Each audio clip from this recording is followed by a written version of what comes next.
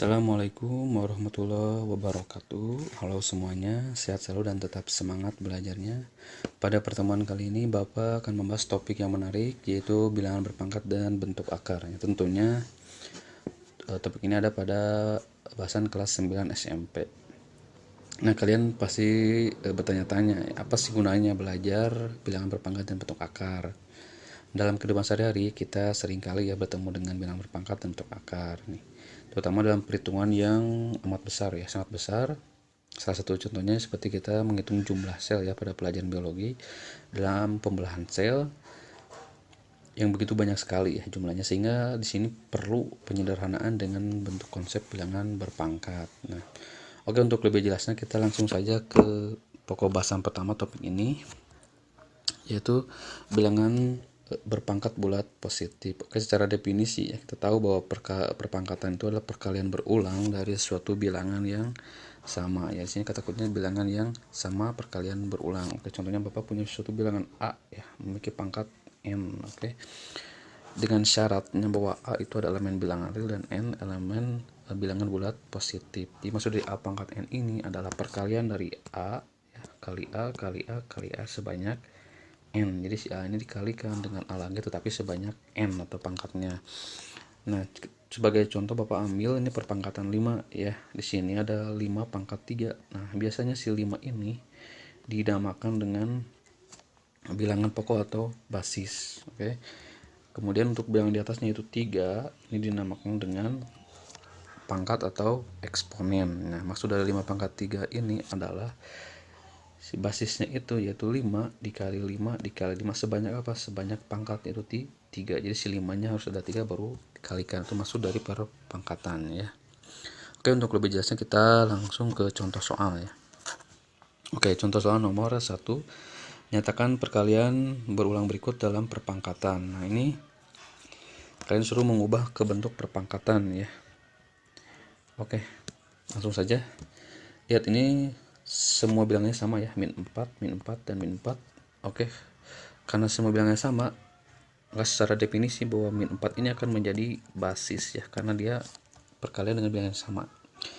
Kemudian lihat jumlahnya ada berapa nih? Ada 3 ya. Berarti kita jadikan pangkat 3 ya, karena jumlahnya ada 3, min 4 nya 1 2 3. Oke. Nah, kalau kalian menjawabnya seperti ini betul ya. Tetapi kalau seandainya kalian menjawab dengan min 4 pangkat 3 tanpa kurung ya, maka ini keliru ya. Karena si pangkat 3 ini hanya berlaku untuk nilai 4, minnya nggak masuk. Dan nilainya pasti berbeda ya dengan min dalam kurung min 4 pangkat 3. Oke. Jadi awas, hati-hati ya. Kemudian untuk nomor 1B, kalian juga bisa menggunakan cara yang sama. Di sini bilangan yang sama adalah min setengah, maka ini sebagai basis ya, min setengah ya. Karena min setengah kali min setengah. Oke. Jadi jumlahnya berapa? Ada 4 ya. 1 2 3 4. Oke, jadi min setengah pangkat 4 ya. Begitu pula dengan bentuk ini, kalau kalian menjawabnya min setengah atau min 1/2 pangkat 4, maka ini keliru ya, karena pangkat 4 ini akan dianggap hanya untuk nilai dari pembilang 1, sementara 2 tidak memiliki pangkat 4 ya, dan min 1 apalagi dari minnya juga sama ya. Jadi jawabannya keliru kalau kalian tidak memakai tanda kurung seperti ini ya. Hati-hati dengan bentuknya. Oke.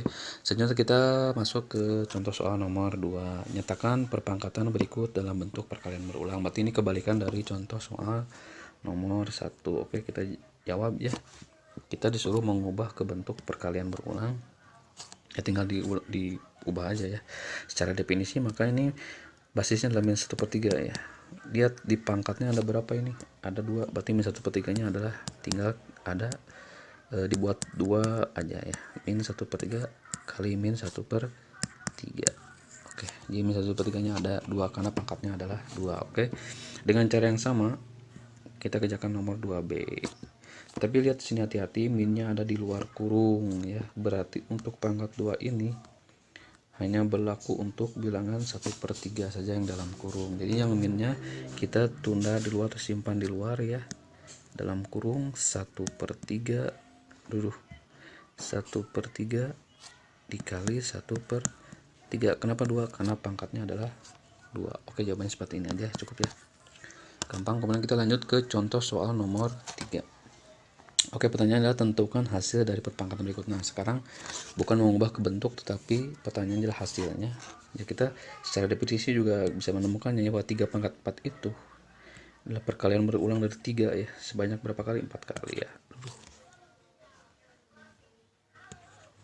3 kali 3 kali 3 kali 3. Ingat ya, karena pangkatnya 4, jadi 3 nya ada 4. Kita kalikan ya. 3 kali 3 berapa? Ayo. 9 ya.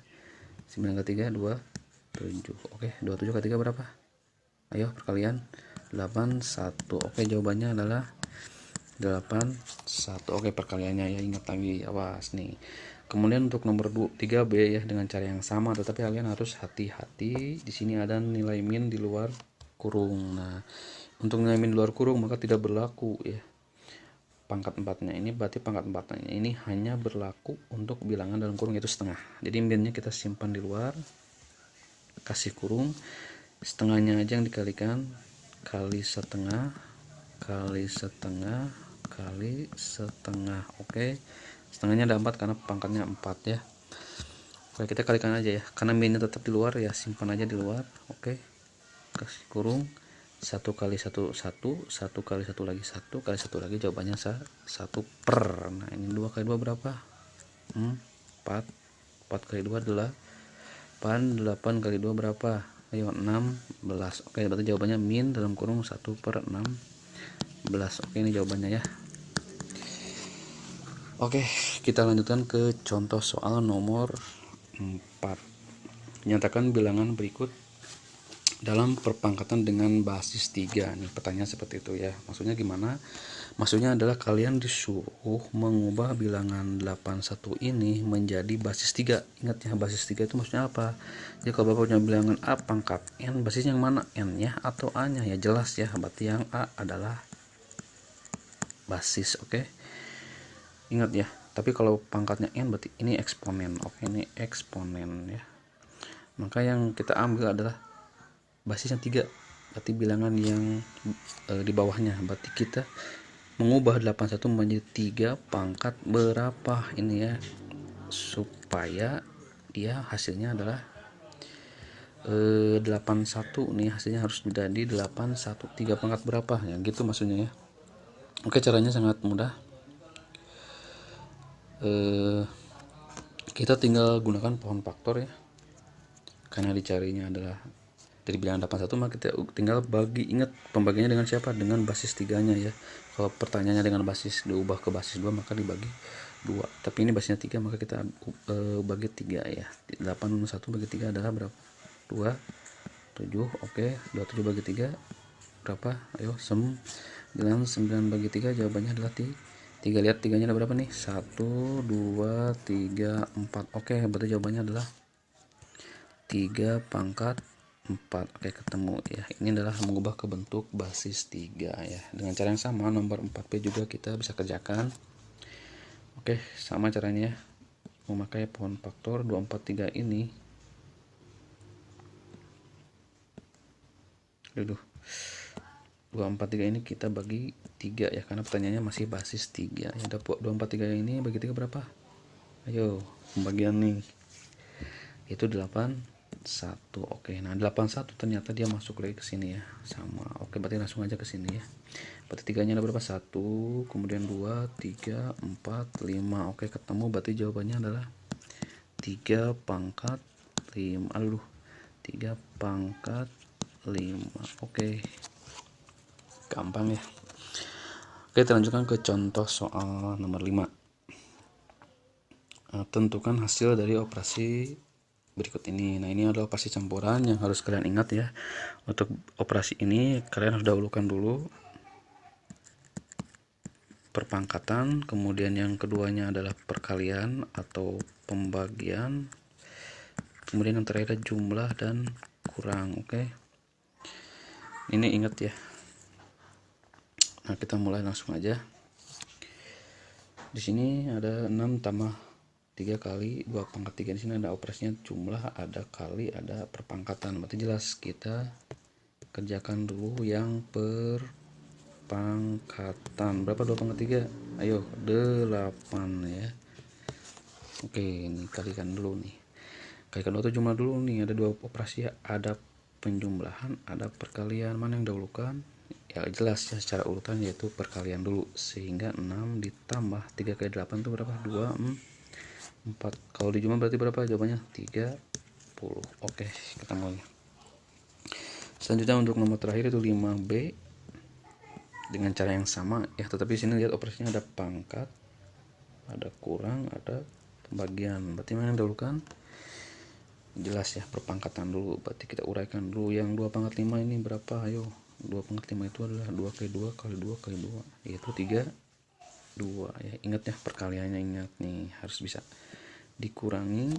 3 pangkat 3 itu berapa? 3 kali 3 kali 3 yaitu 2 tuh 7.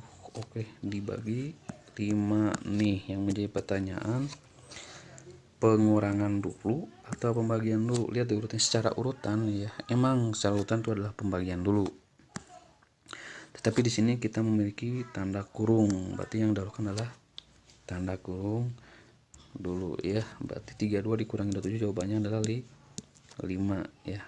5 dibagi 5 jelas jawabannya adalah 1. Oke. Untuk contoh soal Bapak kira cukupkan sekian ya. Silakan untuk latihannya kalian bisa kerjakan di buku latihan. Dan untuk pembahasan kali ini kita cukupkan sekian. Terima kasih sudah menonton video ini. Jangan lupa like, comment, share, dan subscribe channel ini. Mudah-mudahan bermanfaat. Wassalamualaikum warahmatullahi wabarakatuh.